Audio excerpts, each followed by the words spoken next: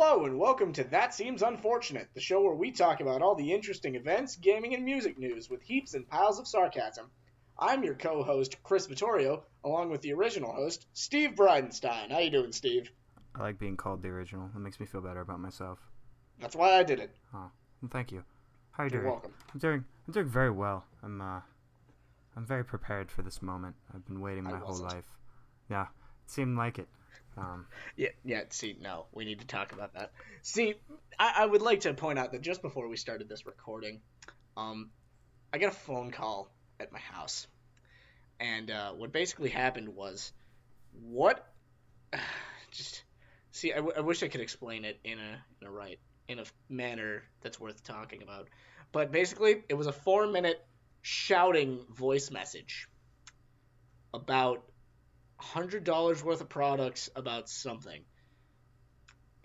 and I can't deal with what just happened. It was very loud. It was a It very was very loud. It was audible, very, yeah. screamy message. Oh, it could have been like it was worse because like it originally actually pumped me up for this, but then it just kind of made me upset Yeah, and eh, it's like I just it's like a sign of things to come. Like, it's what's to be expected whenever we try to do something. Um, it will be as ironic as possible. Also, I like how the first story we tell on the first podcast opens with, I wish I could put it in a way that would make the story interesting to tell. I think that is really what we've been looking for. And I that's think really what we were looking that's about the best way to describe what we plan on doing here. I really wish that there was a way to say this that would make it interesting. That's what we're trying to do. And we'll probably for. See, fail. I'm gonna be straight honest with you. The reason I stopped in the middle of that is because I realized that there's a big ass hole in my pants. Oh, I thought you realized like it wasn't really that great of a story worth telling. I thought you were like saying it out loud and then you kind of thought to yourself like, "Oh, I guess the story's actually kind of lame." Have you ever done that? Like, I do it all the time because I tell a lot of Constantly. stories where you're like in the middle of the story and you're like, "And this is the best part." And then you say it in your head and you go, "That's the best part? It's actually not really that funny or interesting. I'm now trapped in this story that I really don't want to tell anymore." And That it just yeah. it died. Yeah, and It, basically everyone in the room knows it, and you're just like, well, sorry to waste your time just, there. I'm just gonna leave Yeah, now. yeah. That's my exit, really. It's like, and exit stage left. Here we go. Yeah. All right. I'm gonna go and get some chicken. So, first on the agenda is the most important current event of them all for the next month and a half, and then hopefully we never hear about it again, and that is, of course, the election. It's coming up. Well, see, the problem with that is we're definitely gonna hear about it again because one of those people is going to be elected. My hope, this is a far off hope. I don't know if it'll happen. Probably won't. But my hope is this goes something like Obama's first term, where everyone was freaking out. They were like, "Oh man, we really don't like these guys." Obviously, I think these two are on a different scale. Um, Yeah. but maybe we're all just biased, and maybe it'll just be just like Obama, where we're like freaking out, and then nothing until they do something crazy. Um, Now, your hope may be far off, and I think mine's like way further off. I hope that in some stunning turn of events, Donald Trump just suffers a massive heart attack, and Hillary is finally indicted on her charges and sent to prison.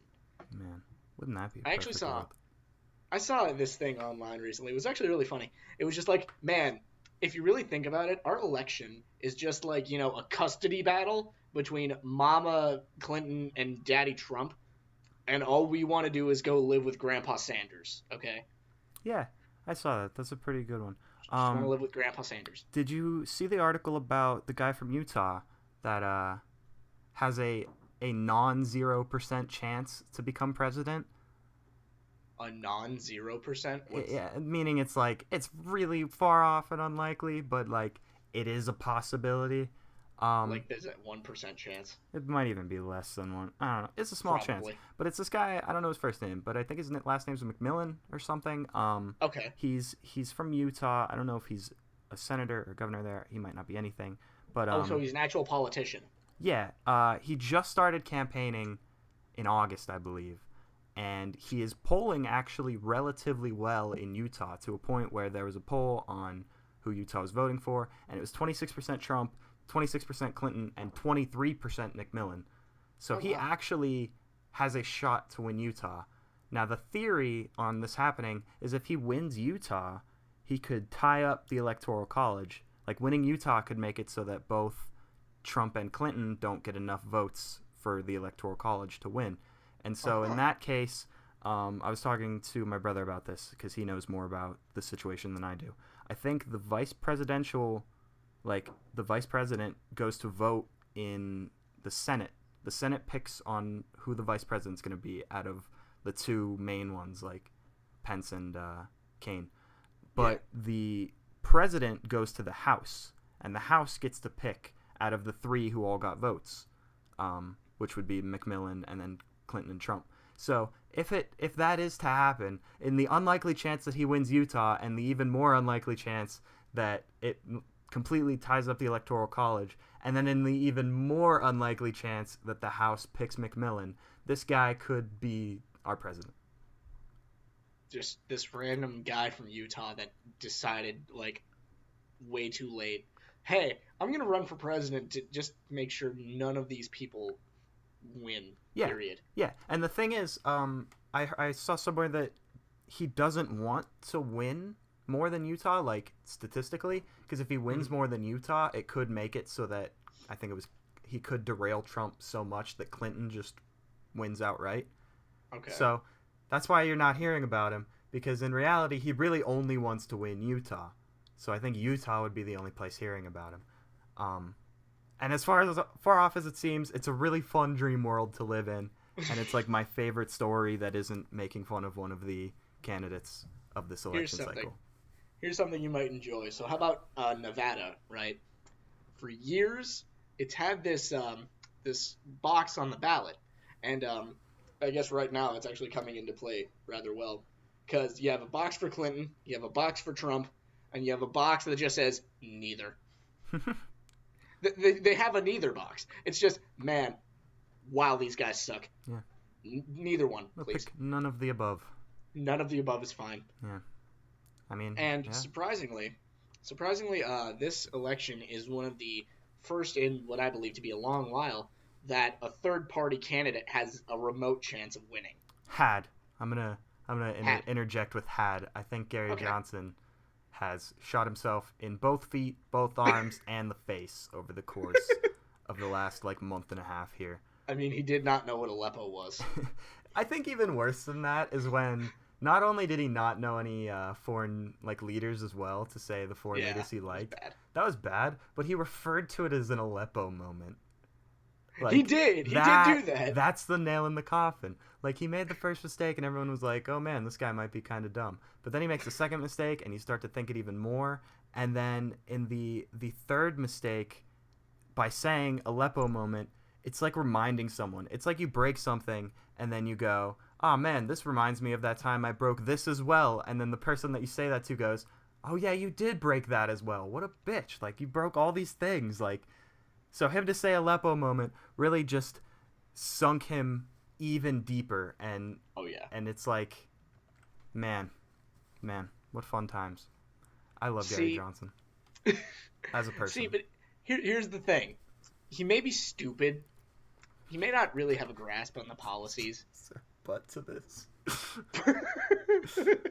He may be but dumb and but pointless and not know anything about the job that he's running for. at all. That's it. But there's the but. There it is. Um, he's not a racist or a Ah, fascist like Trump, man. Why and is that he's not on any criminal charges like Hillary. why is that a list of things? Like why is that Let's see, who do we want in a president? Let's see, what would make a great president? Not racist, not potentially to be indicted on a criminal charge. Like Not that's gonna be the next those Hitler. are the top two for some reason. Like that's where we are. We're not like, all right, what's their policy on this? How are they going to bring us out of debt? What are they going to do about the war? It's will they just start destroying people for their race or leak classified details about our country? Like what? It's not even like what will they change? It's what will they not completely destroy? That's what we're voting on. What's less likely to be destroyed here? Oh my god. See, and that's how you know we're just absolutely screwed. Mm-hmm. Oh Absolutely. my god. Um, yeah, which leads perfectly into what I have written here on both candidates having very negative things popping out about them in the last like week alone. Like obviously, I have yet to see positive things about either one of these two, Oh yeah. but these ones are actually picking up steam, and I don't know if you've been following it. I know I haven't been following it, but the WikiLeaks, the Podesta emails or whatever they're called. I don't know a lot about it. I mean, is everyone still actually freaking out about Edward Snowden? It's not even Snowden anymore. It's WikiLeaks like actually releasing Clinton's emails like Oh um, yeah. from her Oh yeah, campaign they did do and that. with other people. I really do wish I could have looked in more deep on them because I basically just look for like headlines off of them like what's the craziest thing they found in these emails. But I do have to actually go through one day and see exactly what popped up. I I do mostly want just to looked at know. the funny ones like did Hillary Clinton's chief of staff ever make a Harambe joke in one of his emails? I don't believe so, but that would You're be just awesome. reminding me. You're just reminding me of something I saw a long time ago. It was a very anti-Trump thing, but it was just okay. So one of the pages I follow on Facebook is just called Anti-Fascist News. Okay, Woo. and one of the news articles was just so blatant about how much they hated Trump. It just said Trump yet to release certificate proving he's not a festering pile of shit. That's all it Oh, said.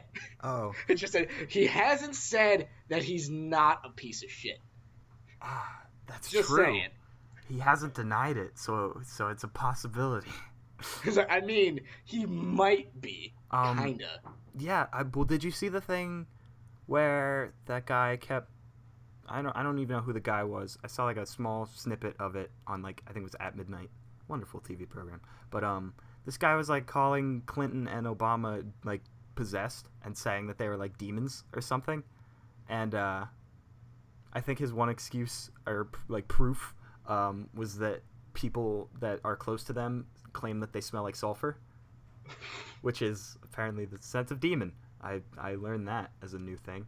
But in response, Obama was giving a speech, and he mentioned it in the middle of it. He was like, "Yeah, and this guy, he really is convinced that me and Hillary are demons, and that we smell of sulfur." And then middle of the speech, stops and like sniffs himself and goes, "No, no, I don't think so." Or I don't remember what he said. All I remember is he sniffed himself.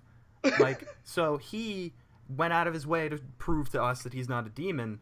I think Trump should do the same. I think where's his non-demon certificate?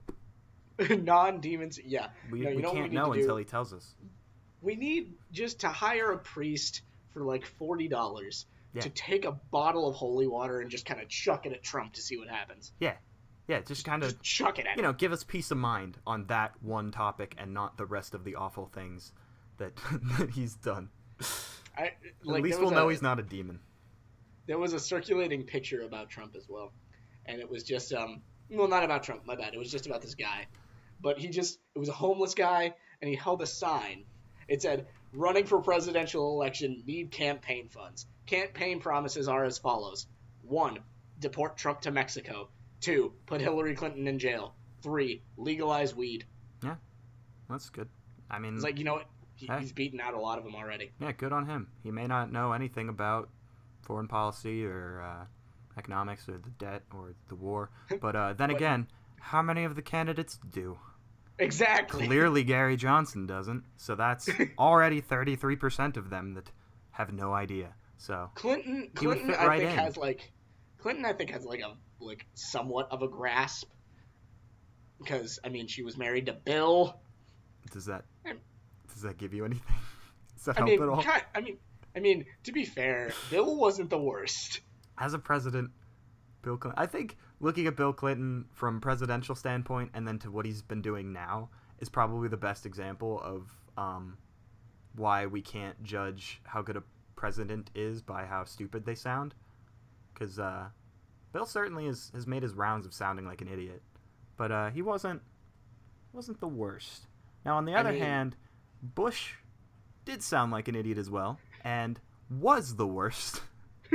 So we got both examples, both extremes of judging a book by its cover presidentially, back to back in back to back presidents. Um, I mean, to be fair, when yeah, Bill was in office, we weren't in debt. that's true. But it's like I don't know. Economics is really delayed from what I've noticed. It is. You can't It actually really is. really know like the effects that a president has don't really pop in until the next president. Like we may not truly know what Obamacare did economically for us until this next person is in office. So Please God, let it be Jill Stein. yeah, yeah, and her sick '90s folk band that she had in college. That's good enough for me. Have you seen that? No. I heard about it like once or twice back when Jill Stein was still relevant. Um, way back when. But yeah, it was like a big article where back in college, her and a bunch of classmates had a like a really indie folk band. I haven't heard it, but I feel like I need to. I feel like it's I'm going to. really I'll just a listen to big it. deal. Yeah, I'm okay with folk music as like in general. I mean, it could be a lot worse. yeah. As long as it's not Mumford and Sons, I'm on board. I mean, to be fair, Bob Dylan was a folk music Ugh, musician. Blah. yeah, but Bob Dylan was also Bob Dylan. I like Bob Dylan. I think Bob Dylan would have been much more successful as a poet. Yeah, Where okay, there was I can agree with you on that. there was no melody or tune or key needed. If he could have just sat at a stool and read those beautiful lyrics instead of whatever that sound he makes in his music was. Yeah, that. The lyrics were Yeah, there. I can agree with you. He was a terrible vocalist. Lyrics were there. The melody was not. His guitar playing was okay though. Yeah, yeah, he's a pretty good guitar player. Play like it was good enough for recording. Yeah, But it was good enough to be music, and that's all that matters, you know.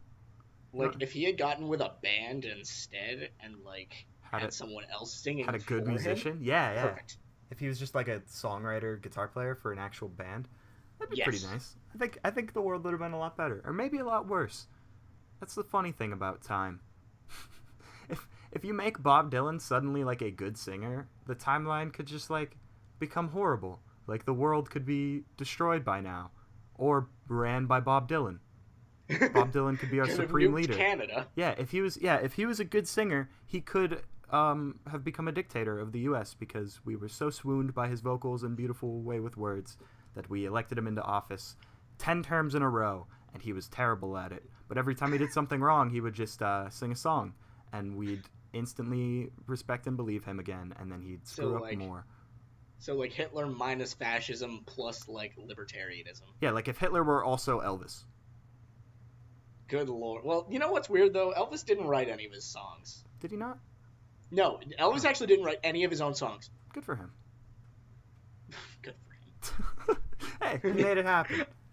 I'm sure well, Hey, Elvis did in fact gyrate his own hips, and I know that, and that's all I need in life. He may not have written his own songs, but those hips were all Elvis. but God, could that guy dance? Yeah. Man, could No. his pelvis go in circles. Christ. All right. Well, enough on current events for now. Ah, Let's go into our next little topic. we gotta move on to some controversial news. Okay, what's controversial news? What you got? We gotta talk about my favorite topic, and by that I mean my least favorite. I know I only have like 5 Twitter followers that aren't my mom. That's a joke, but it's not really.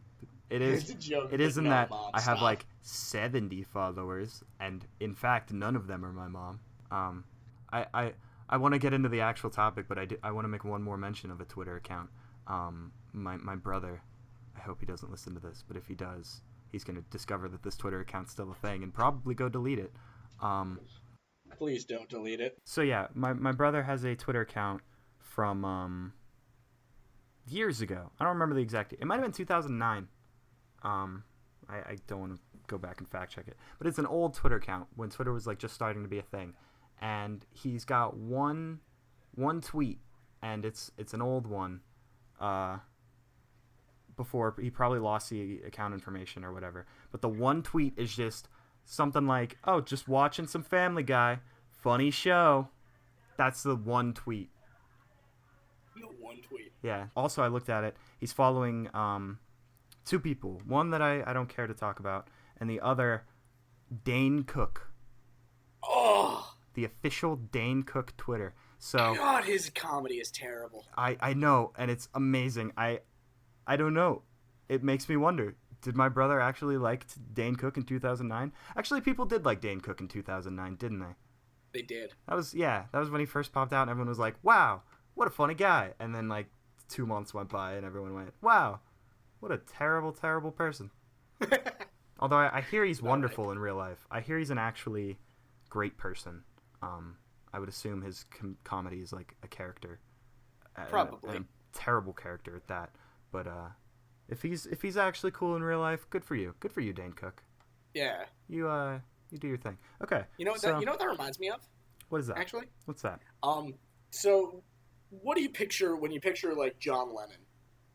Wasn't he like that really goofy looking dude with the circular wire glasses that were all the rage way back when, and the Yeah, hippie like hair? the one of the members of the Beatles. He Yes. could totally be a cartoon character that is just drawn in the background of a cartoon that takes place at Woodstock. Well, you know what's funny? Like when people think of John Lennon, they normally think of like give peace a chance. Yeah. Like apparently he was a dick. Yeah.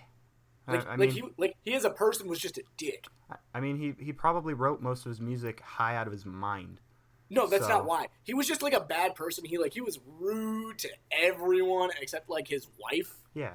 So like and when he that was it. wasn't high, he was probably terrible.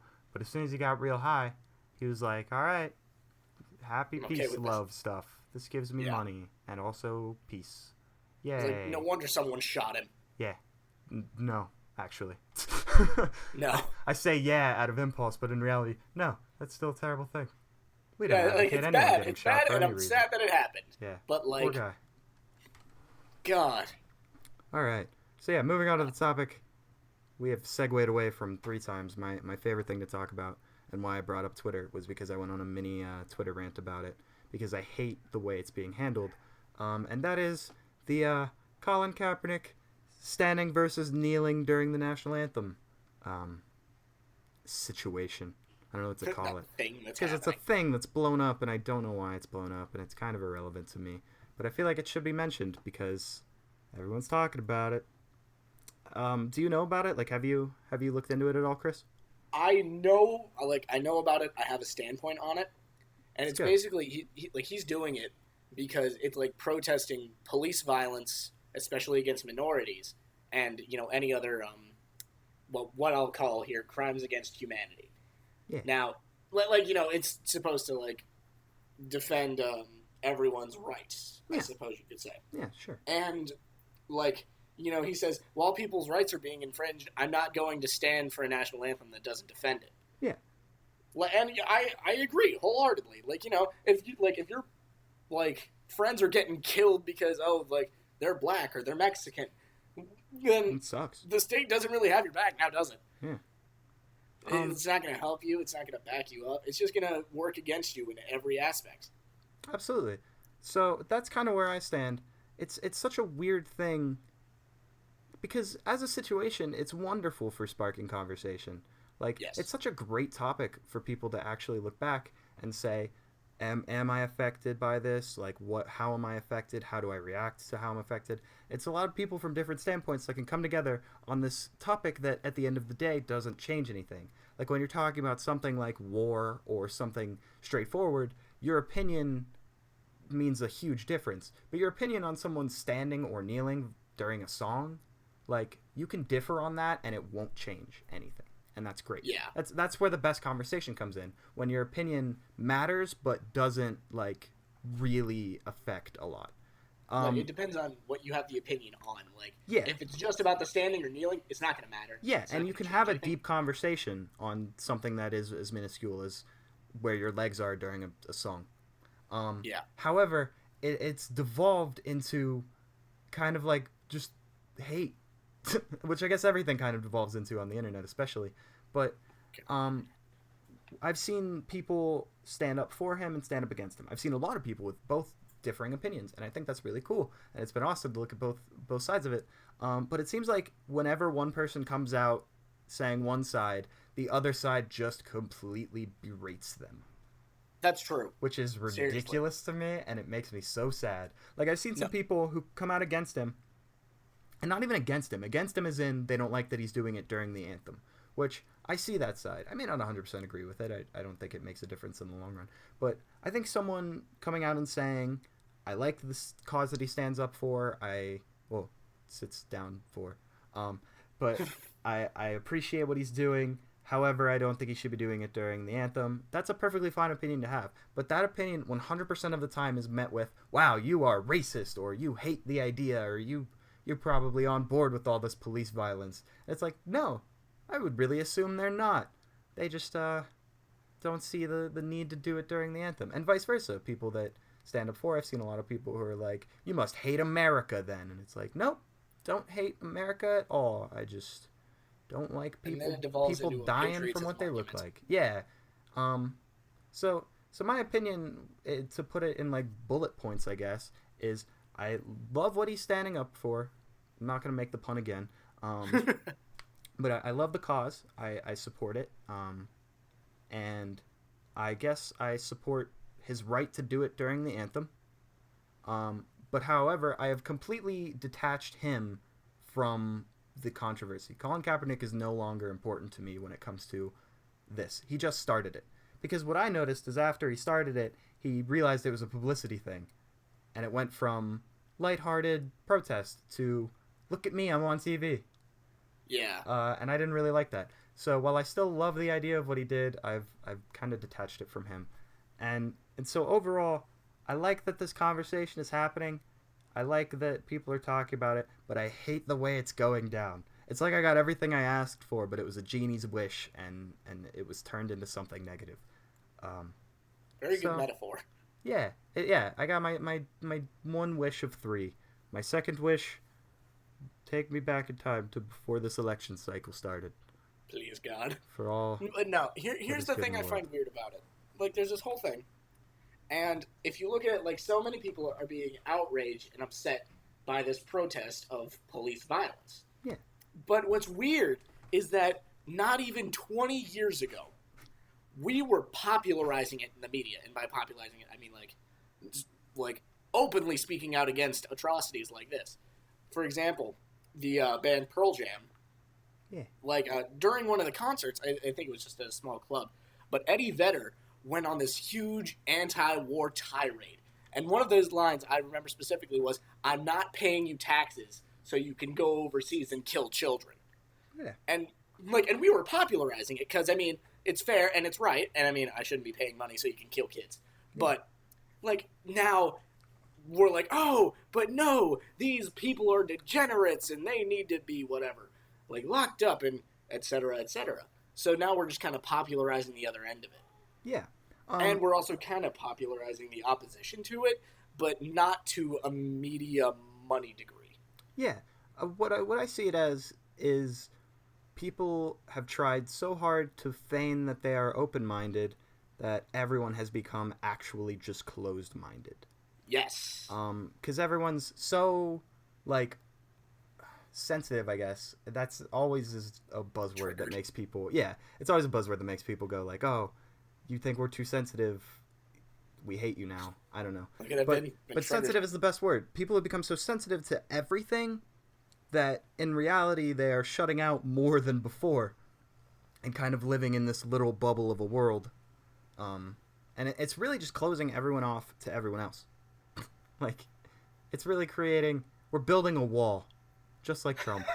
God. But it's a social wall where you're no longer allowed to have differing opinions. If your opinion is different, you're on this side of the wall. We'll stick to our side of the wall with the good opinions. Like, it's ridiculous. And it really makes the world fun for me as a centric person that doesn't take a lot of stands on a lot of things. Totally. Yeah. That is a word.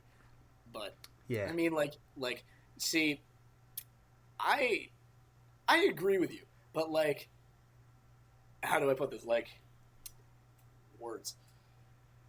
Like, I'm in the center as well, and I can look at differing opinions, but I can easily disagree and admittedly despise people who have a different opinion. I don't mean to do it. It just kind of bubbles up, you know? And you're just like, oh, you don't agree with me. Well, most of the time it doesn't, escalate to this point. Yeah. But it's just, oh, well, I hate you and we can't be friends anymore. Normally, that's not how it goes. But it's just, you kind of, if you're civilized about it, it's kind of, you agree to disagree and move on, which is something that our society can't really, they don't really accept that as a way to deal with their problems anymore. They just have to, like, everyone has to think one way or they're wrong. Yeah. Everyone wants the last word. They want to seem like they're on top. People refuse to accept that, life goes on, regardless of people's opinions. The only opinions that would generally matter are the opinions of people you are trying to put into office. Which is why just politics remember, is such a big truth is relative. deal. Yeah. Truth is relative unless you're a Nazi. Then you're just wrong. If, like, I have an argument with somebody over something like this Kaepernick situation, if I deliberately hate the man and hate what he stands for and hate black people and, just really radically hate, and I'm talking and arguing with somebody who feels the exact opposite, at the end of that conversation, the situation is still the same situation. It is. And, like, if my mind was changed, if their mind was changed, if neither of our minds were changed, nothing in the grand scheme of things changes. And people refuse to accept that. In people's heads, someone that disagrees with you, like some random guy that's disagreeing with you on the internet, in people's heads, they think that, like, he could suddenly change the whole situation. Which, no. Random internet commenter 69 that thinks that black people should all burn in a fire, he's not going to make black people burn in a fire. So he's welcome to think what he wants, and you're welcome to disagree. But, like, don't make it a huge deal, I guess. Maybe that was an extreme example. If someone's saying they want to burn black people in a fire, contact the authorities. That's a terrible thing. I mean, I have heard people say a similar thing. Not quite that extreme, but I have heard people say these things about, like, black people and Mexican people like the Nazis would about the Jews, and I'm not kidding. Yeah. This is a thing that I hear, and it's sad. It makes me upset. It makes me want to punch the person saying it. I did that one time, and, well, they shut up immediately. But that's a different thing. Not 100% success rate with that one, but go on. I mean, but, like, normally, like I said, it doesn't escalate, but this time it escalated. It doesn't normally escalate, but I did totally punch a guy once. But I mean, I punched a guy one time, and everyone kind of looked at me, and he's like, well, I mean, he was being pretty racist over here. I'm like, and they kind of looked at me, they nodded. Like, they nodded, it's like, okay, it's fine. Like, dude needed to shut up. Yeah. What was he saying? What was it?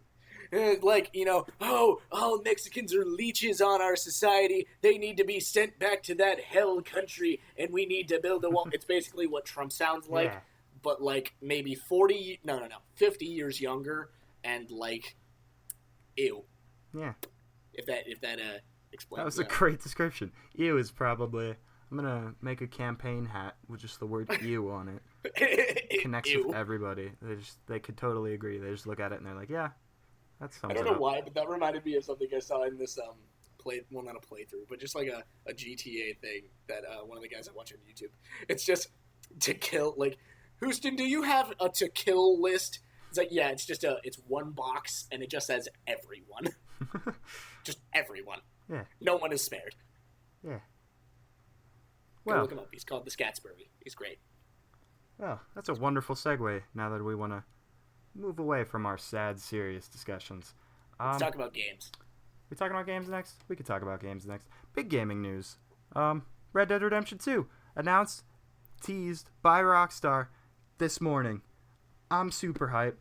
I bet you're super hype. I can't imagine somebody in the world not being super hype about Red Dead Redemption 2. I was not ready for that. No one was. Well, I mean... I was not ready for that when you told me that. A few people kind of were because they teased it a little bit a few days ago. But a few days ago when they teased it the first time, nobody was ready for it. And now we are, and we're super hype. and I want it. Beyond ready. I'm a little hesitant. I'm scared. I have learned not to trust game sequels, so I'm not going to go into this thinking this is going to be the best game of the year, or best game of all time, or anything that I thought about No Man's Sky before it came out. Oh God! Wait! I never played No Man's Sky. Is it like any good at all? No, it is not. Well, is it really not? Okay, so take Minecraft. Okay. Take out the building part. Okay. Give it a cool art style. Okay. Make most of the game just traveling around in a spaceship and mining. That's it? That's it. You can't even build? I don't think so. Or at least not extensively. You also can't play with friends. And all the planets are relatively similar. That makes me sad. Terrible game. Really one of the biggest game dive bombs since like E.T. for the Atari or Pepsi Man. 0.038 stars out of 5 stars. Just not terrible. Not a good game. But terrible. Red Dead Redemption 2, hopefully better than that. That's all I'm asking. I mean, like, if you're holding it to that standard, yeah, it can't be much worse. Yeah, No Man's Sky was a great thing for video games. Now whenever something new comes out, all we have to do is go, is it better than No Man's Sky? Yes. Yeah. I'm going for it. Let's play. I'm down. Let's try. I'm excited. Yeah. So it was really a good thing for gaming. See, I'm going to try my best. When it comes out, I'm going to try to... Maybe not. But I'm going to try to compare it to something I know. Like, hopefully, I can compare it to the first Red Dead Redemption, because that game was actually really good. Red Dead Redemption, one of the greatest games, certainly of our generation. It was really good. Like, it took GTA and made it Wild West. So good. It was actually very good. I had some joking, ironic fears back home with a friend of mine. We were discussing the game, and our theory is that the game is going to follow Jack Marston, beloved son to our favorite hero, John. No! Because Jack Marston was a wonderful character, and it's going to take place post Red Dead Redemption, which, according to the timeline of the world, is World War One. So it will no longer be a Wild West shootout. It'll follow Jack Marston and his journey through World War One. Wouldn't that be a wonderful game experience? Oh, you know what would be worse? Is it possible to get worse? No Man's Sky? No. Picture this, all right? Just take everything you just said. Jack Marston following Jack through the days of World War One. They're going to turn it into a wartime shooter. Yeah. Where Jack rises through the ranks and becomes a general, and then is just immediately, like, shut down. It's just an HD remake of Call of Duty 1, but with even worse characters. And a different war. Yeah. And you know what? Just for the hell of it, just say that, surprise, you didn't actually kill Edgar Ross at the end of Red Dead Redemption. He comes back and he blows your brains out, just like he did with your father. Remember all your favorite characters from Red Dead Redemption? Edgar Ross and Jack Marston? Yeah, we love them too. We're going to bring them back for this new Red Dead Redemption 2. Also... Damn it. Uncle's dead, John's dead, Abigail's dead. Why is it Red Dead Redemption 2? It wasn't... Red Dead Redemption's not even the first. Yeah, Red Dead Revolver. Couldn't they have done like Red Dead Ragamuffin? Red Dead Ultimatum. No, it's got to start with R. Red Dead Roltimatum. Red Dead Reloaded. Holy moly. Hire me, Rockstar. Hire me. That is not bad. Red Dead Reloaded. Hire me, Rockstar. Get me in there. I got it. Yeah, but you know what? I think Reloaded was already used in The Matrix. So? People copy things all the time. This is very true. I mean, just look at copy machines. I was going somewhere with that. Red Dead Redemption 2. Redemption Boogaloo. Boogaloo. Yeah. It's like Electric Boogaloo, but with more redemption and an equal amount of Boogaloo. Equal amount. Yeah. All the Boogaloo you know and love. Now 13 Boogaloo. Less electric and more redemption. Good lord. What is this? I feel like we've devolved devolved this conversation very heavily from Red Dead Redemption 2 into just terrible sequel names. And a good sequel name. I'd play Red Dead Reloaded. I mean, Red Dead Redemption Reloaded. Red Dead Reloaded was really cool. Yeah, I'd play that. But yeah, and then it went to garbage from there, like No Man's Sky. Just like No Man's Sky. Yeah. All right, One of the other areas in gaming, because it's not all about video games, you have to consider the tabletop RPGs that someone spent like literally maybe 20 years actually making. That's a good segue. This is let me tell you, this is the sign of a person who really doesn't have a life. It's good. But it's okay. Good lead. Because he makes life better for the rest of us.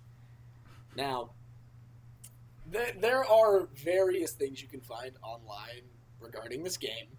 You can definitely find the books, and the maps, and the pre-made games, some old characters. Are you referring to the one, the only, No Man's Sky?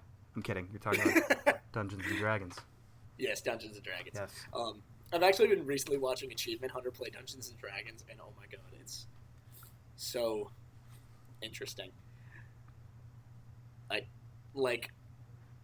There's a lot of characters on that show, so there's 6 of them doing it. Oh. But I can tell you immediately that one's a coward, one is obsessed with collecting samples for science, one is an asshole. That's his title? What? Is that his title? Designated asshole? I mean, he might as well be. He is a paladin. Ah. Haha, that's a like, joke I don't get, because I have yet to play the game. Yeah, I'll explain. Like, for those of you who don't understand, it's a very complicated game, and there's actually a stereotype that only nerds with absolutely no lives play D&D. Well, Yeah. let me tell you, this is absolutely the truth. Wow. Anyway, You were really selling this game to everyone. it's the absolute truth. You ever play this? No. You'd be a useless waste of space on this earth. It's wonderful. I love it. It's like, are you a waste of space? Well, do it better with D&D. Do you hate yourself? We hate you too. Play Dungeons and Dragons. It's wonderful. But no, like, believe it or not, there's actually a YouTube video. It's like an 8-bit reenactment of a D&D session, okay? Ooh, 8-bit. Because back in the 1990s, they actually thought the game was totally satanic. They thought it was satanic and occult and evil, It is. right? I But sold no. my soul to it. But no, like, the thing is like, you are going to witness one of the sessions via hidden camera. It's like, and immediately the first thing you hear, like, out of game, where are the Cheetos? Where's the Mountain Dew? It's in the fridge. God. Because, that's actually what it is. Seems like an actual, very accurate depiction. On the positive side, I do see the appeal of Dungeons and Dragons. I am not the kind of person to do things of that nature, mostly because I can not be serious for longer than 3 seconds. So, that would hurt. Steve, Yes. you need to know something about D&D. Is it not serious? Not at all. I've seen people that take it relatively serious. I would love it. Like there are the environment. serious players, and then there are the fun players. Yeah, I feel like 'Cause, I like, want to do a playthrough or a session or whatever it's called with just a bunch of us, like me, you, and maybe Bryce or other people that we know Vince wouldn't play normally. Oh yeah. And just try to see where we go with it, because I feel like it would get really south really quick, and I feel like that would be awesome. I have some serious stories to tell you from previous sessions to prove you're right, actually. For example, there was a moment where the party was in a city called I think it was like Karthspire or something. That's not important. Anyway, it's important to understand that one of our players, Dakota, his character had something against bards. Just hated bards. Are those the guys with the trumpets? Yeah, well, bard, trumpets, lutes, drums, whatever. All right, so a bard runs up to us, and he threatens to punch him. We all kind of hold him back, and we offer the bard money to just go away. So what happens is, instead of saying anything, he just strums the lute, and Dakota puts a bullet in his face. Oh. He just shoots him right in the face. That poor bard. Like his face is gone and his brain is on a wall, but it's still really funny. Oh, yeah. It can get Sounds bloody hilarious. and gory and horrible, but it's great. And it's all figurative. It's all figurative. Yeah, His brain, his figurative brain is on a metaphorical wall. Yeah. You can really imagine the blood and guts of this event. It was really Oh my god. just a bloody experience. You had to be there also imagining it with the rest of us. Although, you probably didn't have to be there to imagine it. Because It's still really funny. we were also imagining it. Yeah. It's a fun game. Don't let the stereotypes bring you down. To be fair, like I was supposed to be in a session for like the past like 2 months. So you just not been going? No, see, here's the problem. My work place loves to schedule me on the days we have the D&D sessions. Ooh. It's just every Wednesday, right? Sure, that's a terrible reason to call off. Yeah, it is. So what I've been doing is like, I'm sorry, I can't go. So eventually today, after like 7 weeks, I just told the DM, Tim, Tim, just kill my character. I know he's been in a tavern and the party is like 500 miles in the other direction. So, as a last request, just have him die of alcohol poisoning. Yeah, they like come back from their long adventure and they're like, Chris, where have you been? And you've just been hanging from the tavern for like since they left. It's just like, I'm just like bent over in a window with like a mug in my hand and I'm dead. You've like Elvised yourself. You're on the toilet and you're just eating a sandwich. Yeah, no, like just Elvis myself. Yeah. You've been dead for 10 years. Literally. It's like, well, I knew that guy for an approximate 20 minutes. Yeah. And now he's dead. He was cool for that small amount of time we saw him in that tavern. I mean, he did have a very thick Cockney accent. Yeah. Very thick, lower British class. Yeah, now he's dead. Just like now he's dead. The lower British class. But no, what I'm going to do is, in case I ever get back into it, I'm just going to have my old character and give him, like, MPD. Ooh. Just What's that stand for? Multiple personality disorder. Ah, that sounds just like a wonderful thing. Just going to give him, like, a bunch of voices in his head. Yeah. That seems like a wonderful thing to keep up with. Oh, dude, it's funny. Like, if you can stay in character, if you're good at acting, oh my god, this is the game for you. Yeah. I'm sure it is. It actually does sound super interesting. And funny. To all that are interested in playing, don't let the nerdy stereotypes bring you down. People are going to think what they want. Just figuratively kill them with your figurative giant sword that you've figuratively been slaying monsters with this whole figurative time. And, yeah, you nerd. Then how will they talk when you shoot them with your bow that you made up in your head and roll the dice to judge on how strong it is? Don't knock until you try it. That's all I'm saying. No, I totally agree. I make jokes, but it's fun. It is funny. Sarcasm. Yeah. Yeah. So, general verdict. Dungeons & Dragons. Fun times. Great times. Yeah. So, let's move on to our final topic. Final general topic. With a lot of smaller final topics inside of one big final topic. A lot of finals. Sounds like cake.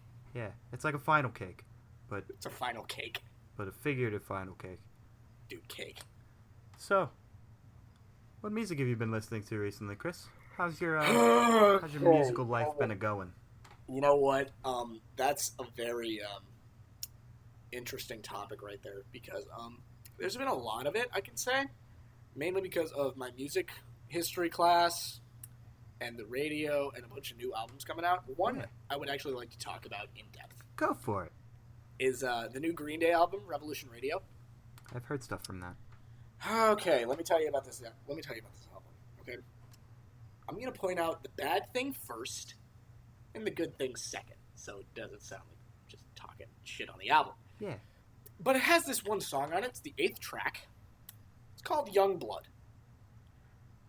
And this track is very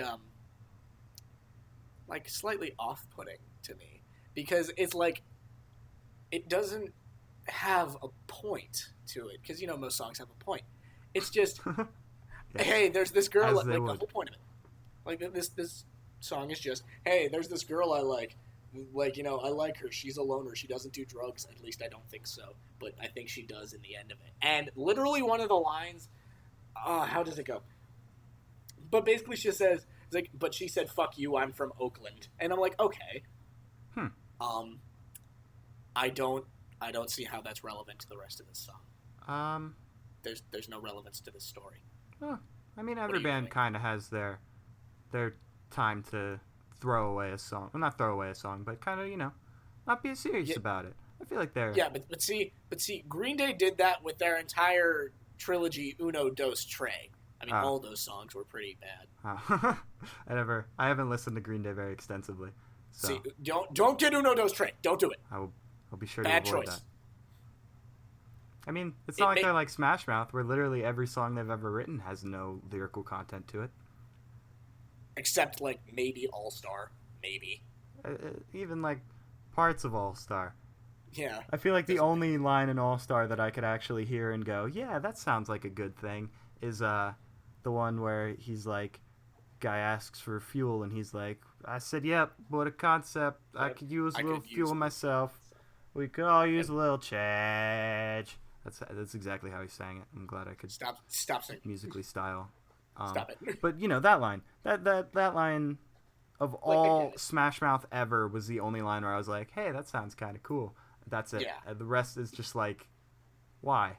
What went through your head when you decided to write this on paper and then sing it? Because it doesn't make sense. Only shooting stars break the mold. That makes practically no sense. I feel like I could have it explained to me and still go, yeah, but why? Like, why? Like, what made you choose this? You could probably say it in a better, more sense-making way, get your point across, and it would still fit in the song. What is shooting stars breaking mold? That makes very little sense. Maybe I'm dumb. I feel like I'm not. At least not in this case. No, you're not. You're right. But yeah, Green Day. I feel like, I don't know. I've never heard the album, so I don't know if I can accurately defend them. To be fair, overall, the album is pretty good. Yeah. Like, it's just that one song. It has a bunch of other good ones, I can tell you. I know, like, they've been playing Bang Bang a lot on the radio. But the one you really want to listen to, one of the two, is either Ordinary World or Say Goodbye. Seriously. Because those are the track highlights, I think. Let me see. I have Apple Music, and they have this weekly, like, new song playlist for you, like, based on your music tastes. And one of Revolution Radio's songs was on my playlist this week. Probably Bang Bang. I don't think so. It was Really? called, like, something about being alive. Still Breathing. Still Breathing. That's it. Good, because my thing wasn't loading. So yeah, that's Still Breathing was the song. It was a good song. I enjoyed it. Yeah. Did you prefer it? To me, it wasn't, like, my favorite song off of the album by any means. But, I mean, it was one of the better ones. Yeah, it was a really nice song to have in a mix of random songs. It came on. I didn't even know it was Green Day until I looked at it at the end. But it came on and I was like, hey, this song's not too bad. Yeah, and it's nice because when you get a bunch of random songs from bands you've never heard of, it's always nice to find that one diamond in the rough. There's a song. Heard of Peter, Paul, and Mary? Yeah. Well, I've only heard they did Young Folks, didn't they? Or no, that was Peter, Bjorn, and Bjork. Peter, James, and John in a sailboat. No. Peter, Paul, and Mary. Peter, Paul, and Mary did some other songs. Do you even know what genre they are or what decade they're from? I know they're older, right?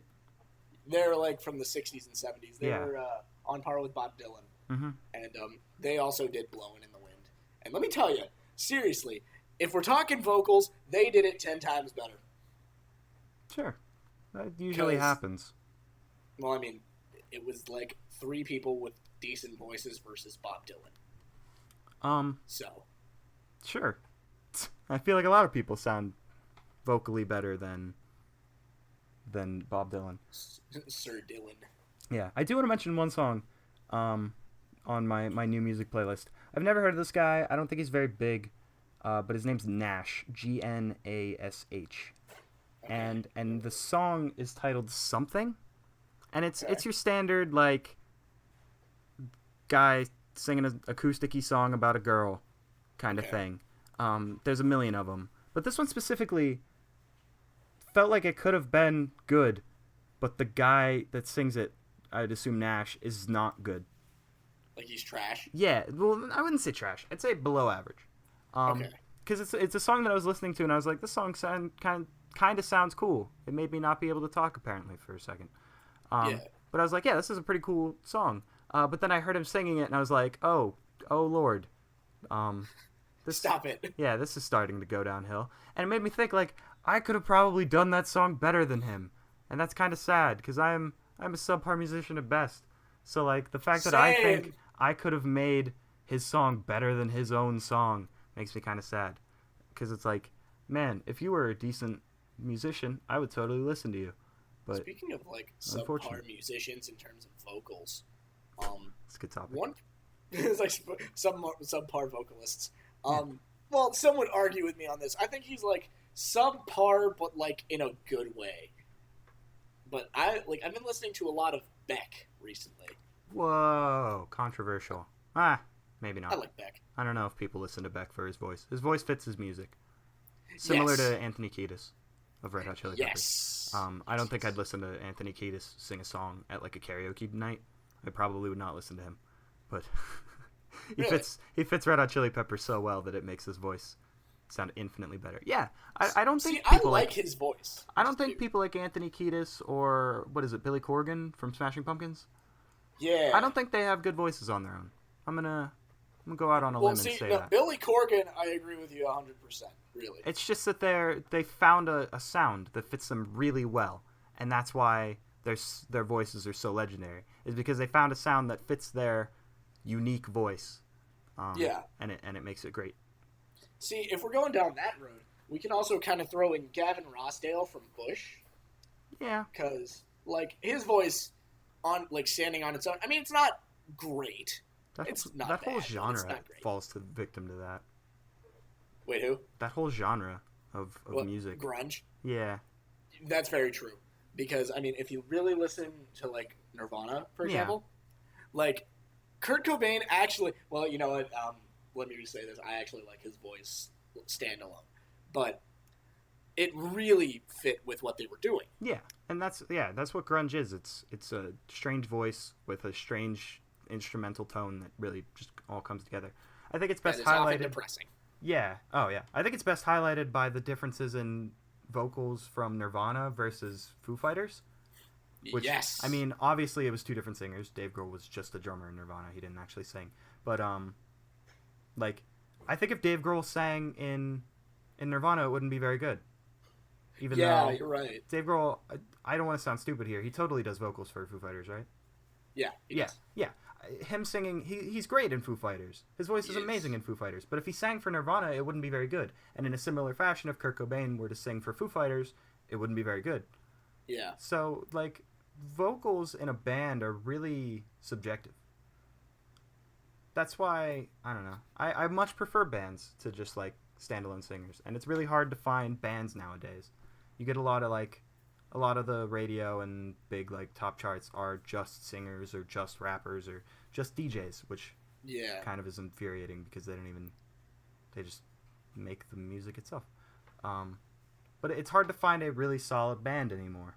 Very few exist and are popular. That is very true. And but have like mainstream at the same popularity. time, and this is gonna sound weird coming from me, but I've been listening to a lot more EDM recently. Yeah. Everyone does at some point or another. It finds its way in. Going through that right now. But I mean, like, see, I don't listen to it for, like, music quality, I guess you could say. I use it mainly as something like background noise. You know, like, say I'm walking to class and I don't want to hear a particular song.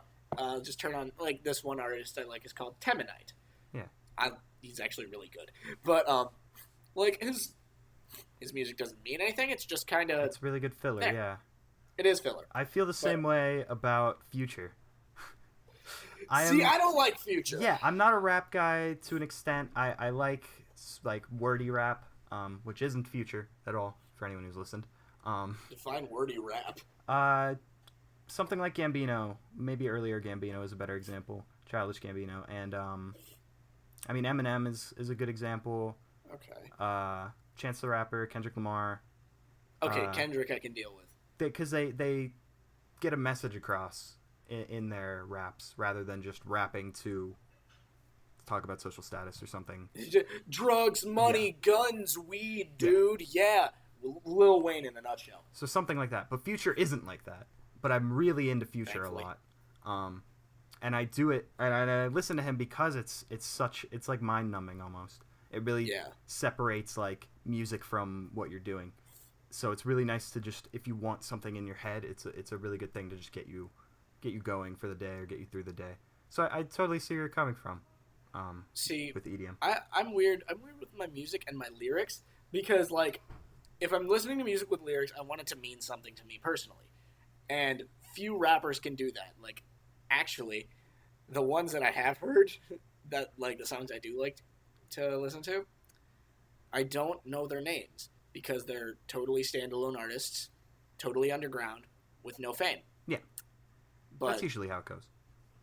like the one, oh, I can't even remember his name now because, oh my god, it was like the Sixth Branch or something. But it's political rap. But he wasn't even the best rapper. I just liked him because he wasn't rapping about drugs, money, guns, social status. Yeah. Which is where I would heavily recommend Camp by Childish Gambino is a really good example of something that isn't that. Obviously, you listen to Kendrick, I would imagine. Kendrick is a great example of that. Chance the Rapper's newest album, Coloring Book, I listen to nonstop because it hammered home a good message while still being like catchy music. Rap like that I do really enjoy. I think because in my opinion rap is such a great medium of music to get a message across. It's better than any other like genre in terms of getting your point across because you get so much room for words. You get words, yes. Yeah, you get so much room to talk about anything. Like a good example would be Lil Dicky. I don't know if you listen to Lil Dicky. I know you probably know of him. That's about it. He raps about funny stuff, but he makes good beats. Like he shows that you don't have to be funny and have terrible beats. Like you don't have to be, if you're a funny rapper, you don't have to be a bad rapper. You can be a good rapper that can get a point across and still be funny. Yeah. And I really love Lil Dicky. I think he's great. But I feel like the genre's kind of been oversaturated with what it isn't to me. But people like Childish Gambino, especially in Camp, he tells the story of like living, because you know not standard, but the common story you hear are people coming in poverty, like coming up from poverty, and like their rise from like being down low and started from the bottom, now we're here kind of thing, but like actually enunciated and told a story rather than Drake just coining a phrase in a song from the bottom now, yeah. and it suddenly becoming popular. I do like Drake though. I won't spew hate at him. I just don't like him. I respect him more than anything. But Gambino's story is really great, the one he tells through Camp, because his story is more of he kind of had the things that a lot of people in poverty didn't have. He still had to work and he still had to go through trouble, but he talks about his point of view from it, where he was in the same poverty that everyone else was in, but because he had these certain things, it isolated him from even the poverty like level of people. And like that's a really good story, and that he tells it really well in like situations where he's got lines where he said like people have told him that he's not really black because he has a dad, and like that's hold on. Yeah, I'm telling you, please listen to Camp. Please find the time in your day to listen through Childish Gambino's Camp. It was I will probably do it like right after this. One of the most like life-changing albums for me. I just listened to it last year. Someone finally got me to listen to it, and I've loved Gambino since. Like he tells this story of his come up, and he does it really well. And that is what I really love about rap. I don't listen to rap all the time. I definitely tend to lean more towards alt indie, like that kind of chill music. But when rap is good, it's great. And when it's not good, it's not good at all. It's very hit or miss. You just need to stop. Yeah, so when you find a rap group or artist that you can really connect with, stick with them, because they can be few and far between. Oh yeah, definitely. Like for like one rap group I could definitely get behind during like the 90s era was Public Enemy. I really liked Public Enemy. Yeah. Because they didn't just write songs about their come up. Instead, they were pushing an agenda, I guess you could say. Yeah, 90s rap did that a lot. And I respect it. But see, like, I know what you're saying about rap. Like, I think, like, the point you're trying to hit here is, like, you have an endless string of possibilities on what to talk about during this thing. Yeah. Meanwhile, you know, like, each genre kind of has its own message it, you know, puts out there. And that's why I listen to punk a lot, because, like, you know, it's a very, what I would call selfless but selfish kind of thing. It's a good description, yeah. Like it's good for everyone. We're doing it because we want this, but trust us when we say it's gonna help you too. I swear. But it focuses, instead of like upbringing, it focuses on what you're gonna do next and how it's gonna affect you down the line.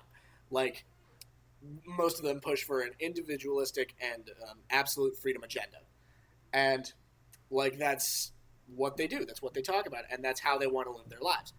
Now, the way they talk about it is, instead of just, we're going to live our lives, it's these specific things are getting in the way of that, and we're going to have this perseverance to punch through it and keep going. Yeah.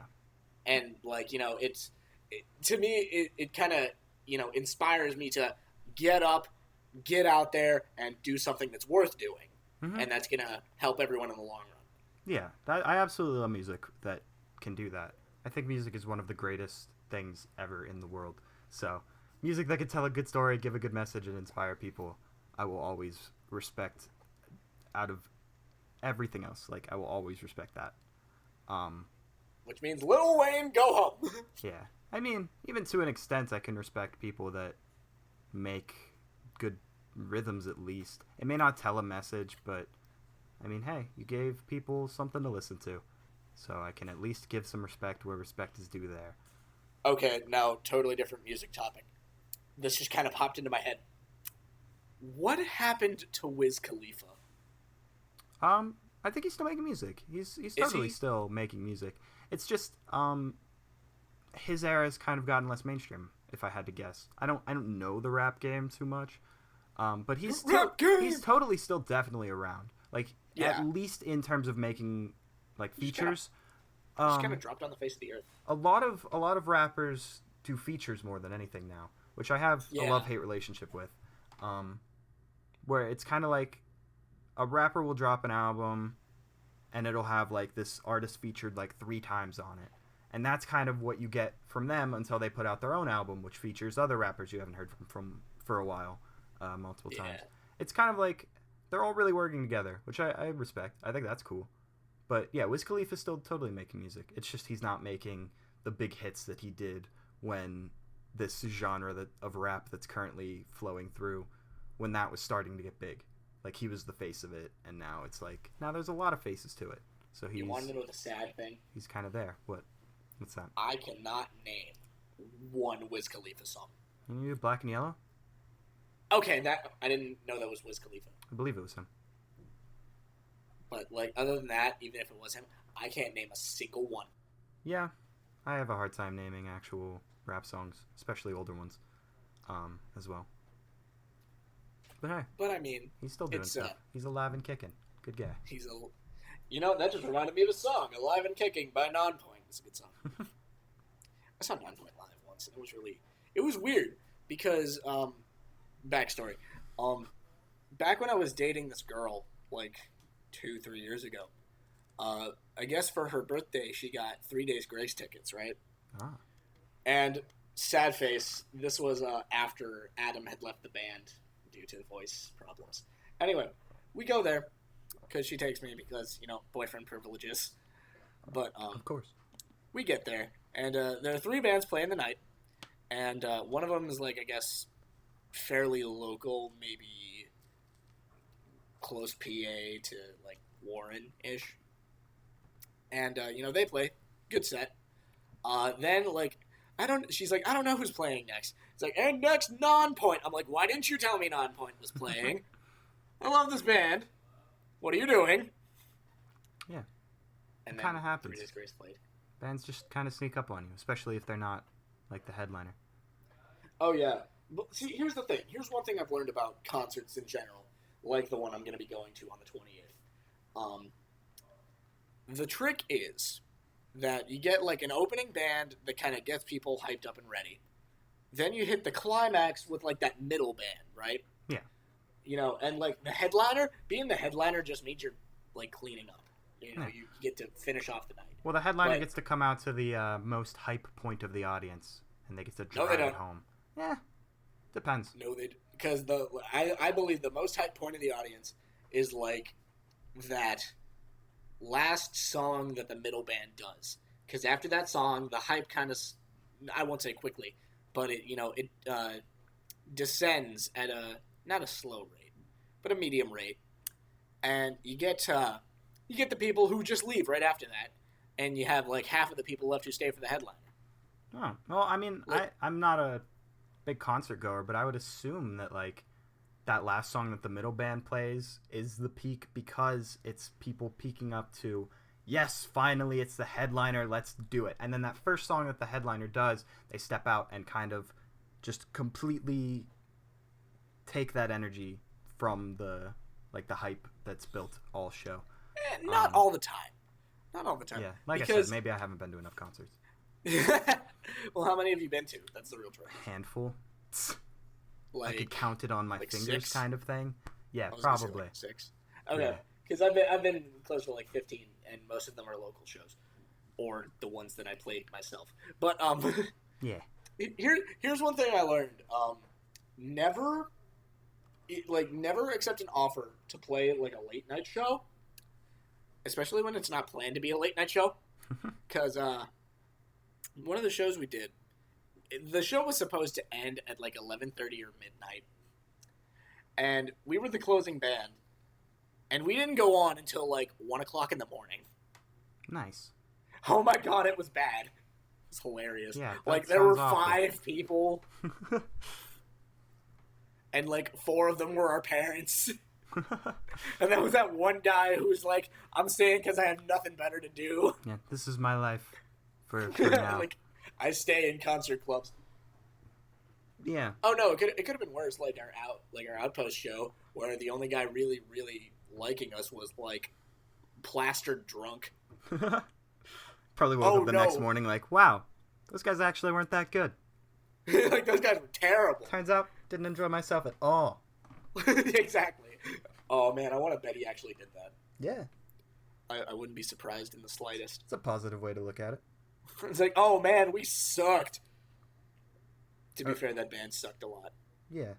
I don't know. I didn't actually ever listen to any of your bands. But I wanted to talk about two albums in particular I wanted to mention before we start to wind down here. And that is the band Group Love released their new album, Big Mess. I don't remember the exact date, but it was this early September, I believe. And the band Two Door Cinema Club recently put out their album Game Show, I believe in the last few weeks even, like very recently. But to talk about Group Love's Big Mess, I will say it right now, this is my favorite album of 2016, maybe my favorite album since the aforementioned Childish Gambino's Camp, which didn't come out in 2015, but I heard it in 2015. So, when did it come out? Gosh, I don't remember. 2012, if I had to guess, but I could be wrong. Okay. But in terms of like recently released music, I would consider Group Love, this album in particular, to be my favorite in a long time. Really? It's, I don't even know. It's so good.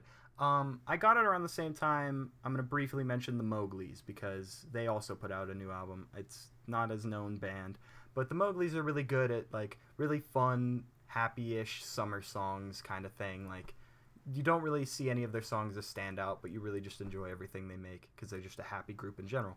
So I got them and Group Love around the same time, and I knew that the Mowglis album would do that and that the Group Love album would have like standout songs on it, and they both did exactly that. But the standout songs from Group Love were so good. Do you listen to Group? Have you ever listened to Group Love before, Chris? I have never once heard of them. You might have heard their songs before. They have a song called Colors that was really big. Okay. I'm sure you've heard it. Maybe. They're like this really indie band, I guess, in terms of Okay. sound. Their singer has a really unique voice, and that's kind of their selling point. But in this album, they bring all of it together. Like, they have a female singer that's involved in some of the songs, but not like all of them. But in this album, she's way more involved, and she's a good singer. She's a good like musician. So she is more involved, and it makes a lot of the songs better. They hit a lot of like faster songs, slower songs, weird beats, normal beats. They really get involved in all the different like speeds and styles of music that you could do. And they also have 2 songs in particular one of them titled "Traumatized," which is probably one of my favorite songs of the year or of like a long time. Like I'll remember it for a long time because it takes kind of a White Stripes style, where there's really really strong guitar, like a really like just you can feel it kind of guitar, and the vocals are even kind of similar, only it's his voice with kind of a Jack White style on it. I don't know if that was their intention or not, but to me I really feel the White Stripes in it, and I love the White Stripes. So that song in particular is great. And they have another song called "Enlighten Me," which is very 21 Pilots-esque to me. Okay. It's got a really solid piano that kind of carries through the whole song, and then a drum comes in, and it's like a really powerful backbeat of a drum, which is kind of 21 Pilots what they popularized, that and the ukulele. I'm actually a pretty big fan of 21 Pilots. Yeah, they're really good. I do at first I just hated them. I don't know why. Really? I just I had this thing against them. Was it just because they were big and everyone talked about them? Is that maybe? Because I kind of felt maybe that is. I don't know, but when I first started, I maybe I wasn't open minded to the whole indie emo scene, because that's kind of what they're like, indie emo. Yeah. But when I really started listening, and I listened repeatedly, I'm like, okay, maybe this isn't so bad. They're very good. They're very good at what they do. I know they popularized Heathens because of Suicide Squad. Yeah. And before that, I had heard Stressed Out. I had heard Car Radio. Car Radio's fantastic song. It actually is. It is. And it was well exceptionally made. Good. That's what appealed to me. It was well made and it was well produced. Yeah, everything as a whole about Car Radio it's why they're big, pretty much. The lyricism was I'd call it a 6 out of 10. It wasn't the best I've ever heard, but I mean it held some truth to it. It got its point across. It told a story. Yeah. Kind of. I really appreciate it for what it is. I think 21 Pilots really does deserve, a lot of bands I'll look at it and I'll be like, or mostly solo artists, I'll look at them and I'll be like, I don't know, do they really deserve to be this popular? I think 21 Pilots 100% deserves to be as popular as they are. They're really good people, really good musicians. I think it's awesome. But I do want to mention Two Door Cinema Club. I don't know if you've ever heard of Two Door Cinema Club. Them either. Nope. Yeah, they're kind of like this, or they were kind of like this, another indie band. I listen to a lot of indie bands, but their lead singer, or I think all of them, are from Northern Ireland or that area, so they had that kind of heavy accent that you would come to expect from Northern Ireland. Yeah. And they were really this good chill band that made a lot of really kind of fun songs to sing along with or just have in the background, and I really liked them. But they hadn't put out an album for about 4 years, and they just recently released one. And I didn't know this. I didn't know how long it was known. It must have been known since they stopped making music. Was that they all kind of grew to hate each other, I think. Is what I read. Yeah, that they really just started to really dislike each other and their music. And so they took that 4-year break, and they came back, and they are now a disco band. Their music is very heavy. Wait a minute. I want to be sure I heard you right. Did you just say disco band? Disco. Not disco. So much. It was described as late 70s, early 80s disco. Disco. A lot more falsettos. They reached a lot more falsettos. You can hear elements of Daft Punk, which aren't disco, but they have that kind of feel to them at times. A lot of Bee Gees-esque vocals, Prince-esque vocals. Yeah, a lot of that, but still kind of true to their Northern Irish. You can't really hear the accent, but you can still feel the guy's voice, but it's more falsetto and more disco-y, I guess. Yeah. And I was really surprised because I really loved Two Door Cinema Club's old music. I listen to it even now all the time. It's really good. And it's not that their disco is bad. It's actually really good. I can still listen to their music. It's still tolerable, but it was such a big change to me that I was a little weirded out and kind of off-put by it. I might still end up getting the album, still listening to the album as a whole, but it was certainly a startling discovery this past week when I found out they made a new album. Yeah. Yeah, if you like disco, if you're into disco or Daft Punk, Bee Gees, Prince-esque music, definitely recommend it. Called Game Prince. Show, Two Door Cinema Club, great album. But yeah, Group Love's Big Mess, better album overall. Better album. I Yes. highly recommend it to everyone ever. Yeah. So yeah, I think we've hit everything we've wanted to talk about. We did miss yeah, we did miss something that we want to talk about a little bit. Yeah, let's touch on that really fast. And Yeah. It sucks because I haven't gotten to play it yet. But a Um, couple of our buddies apparently just got the new Battlefield 1, Yeah. and both apparently have very high reviews of the game. They're very good. Yes. I intend on playing Battlefield one day. I was never really big on Battlefield. I'm not a first-person shooter guy. But Battlefield in particular has always kind of stood out to me. But yeah, it's always stood out to me as kind of like a better style of game than most first-person shooters.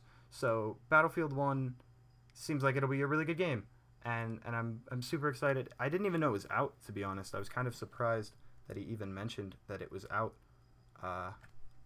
But yeah, I know my roommate up here is also excited for it. He was playing the most recent, like Battlefield 3 or whatever, in preparation, so that when Battlefield 1 came out, he would be prepared and trained for the game. So there's a lot of hype around it, and it seems like it's living up to that hype, which is good, because Battlefield Hardline was terrible. Yeah, So that was. good that the name Battlefield is recovering. But I I know... mean, Battlefield 4 had its issues, especially in terms of bugs, but overall, as a game, it was fine. Yeah. And, it was fun. I had a good time, but... Yeah, it's nice to see Battlefield getting a lot more attention, because it has in the past, and it's deserved it all the way through. And it looks a lot better than Infinite Warfare. Yes. Which looks like You it's know going to be what? not great. We're going to stop right there Yeah. before I go on a tirade. Yeah, before we rant about Call of Duty. Maybe we'll do that on the next episode of In our That next Seems episode. Unfortunate, with yours truly, Steve Radstein. And Chris Vittorio. Yeah. I definitely want to try more of a wrap-up-y style wrap-up in the future, but I think we've gone on far long enough. I think you all are starting to get tired of us as much as I'm starting to get tired of us. I hate you, Chris. I hate you too, Steven. I'm glad we've reached that point. But thanks everyone for listening. Yeah, let us know. Hit us up on our various social medias, and by that I mean my various social medias, because I don't know how often you use social media, Chris.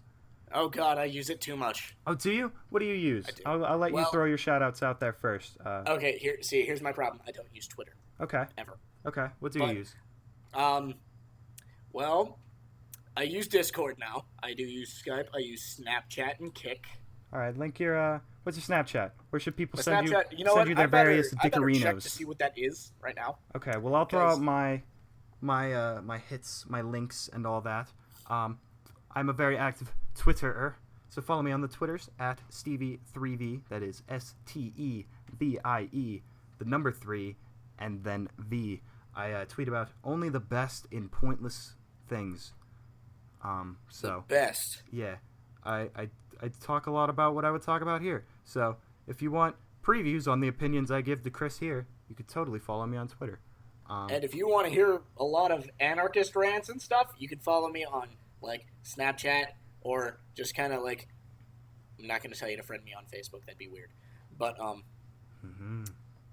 maybe I will make a Twitter for this. Dude, totally. Twitter's I fun. could totally do that. I use Twitter a lot.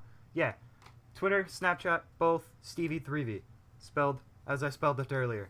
Totally hit me up with that follow and add and things, and we can be friends because I'm an interesting person. And I will make things for you to follow me on. Did you find your Snapchat name?